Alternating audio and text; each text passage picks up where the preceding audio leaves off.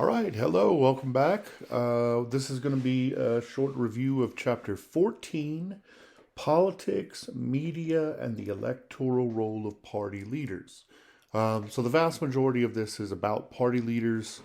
The basic thesis to start the chapter is that party leaders are far more influential today than they were in the past, and we want to know why, right? And there are two main explanations for this.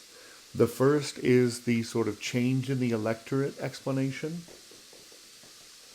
This is the idea that, as we talked in the last chapter about sort of de-alignment and the detachment of citizens from political parties, this has led to the greater influence of sort of idiosyncratic personality traits of leaders in more recent times. We've seen more of a sort of cult of personality approach than a strong party control approach that we saw in sort of the early to mid 20th century. The second explanation is a sort of change in media effect, right? We have, as a society, we've made this major shift from newspaper and radio to television, and television has led to more of a sort of influence of personality and personal characteristics than could ever have been the case under radio and newspaper. So what effects do leaders have on voting is the sort of next section that's laid out. You can have two different effects: the reinforcement effect, where a leader and their personality reinforce the members of a political party, right? Reinforce their sort of affiliation, make it stronger.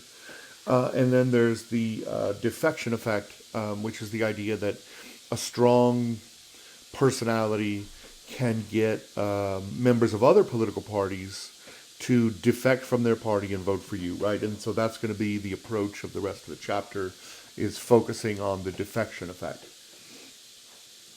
And they say that leaders' ability to enforce the defection effect is based on three different characteristics. The first is personality. I'm just going to skip this. You can read the research. The second is media coverage. Again, I'm going to skip this. You can sort of read the research. I will focus on the sort of regime type and the institutional differences. So when you look at regime type, there are major differences between sort of presidential systems and parliamentary systems. A president is directly elected, right? And so this gives a direct connection between the vote and the individual, man or woman. It increases the influence of personal characteristics and personality. On the other hand, in parliamentary elections, you don't really know who the party leader per se is going to be until after the election, right? You have to vote for members in your district, then they have to tally all the votes. They find out which parties are going to get which seats and sort of what percentage they're going to be in. That'll tell you if your party has a majority of 50% or more. If not, you're going to have to create a coalition with other political parties. And then once you finally wrangled what the government is going to look like in terms of coalition, then they decide to pick a prime minister, right? And so the prime ministership doesn't have a whole lot of leadership effects, at least until after the election has been decided. The other idea is that in presidential elections, you have a quote unquote mandate, right?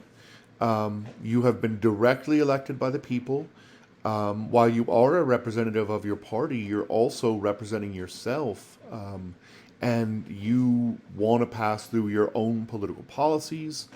The sort of theory is that you're going to be, as a president, less concerned about your political party than you would be in a prime ministership, where In presidential terms, you have a fixed term, and so you got to get everything done in those 4 years. In a parliamentary system, you're constantly on your toes to try and keep what's called confidence in your government, and at any point, basically, the opposition can call for a vote of no confidence, and your government is dissolved basically, and they call for a new election. So you have to be constantly on your toes as a prime minister about sort of keeping your party in a good spotlight. So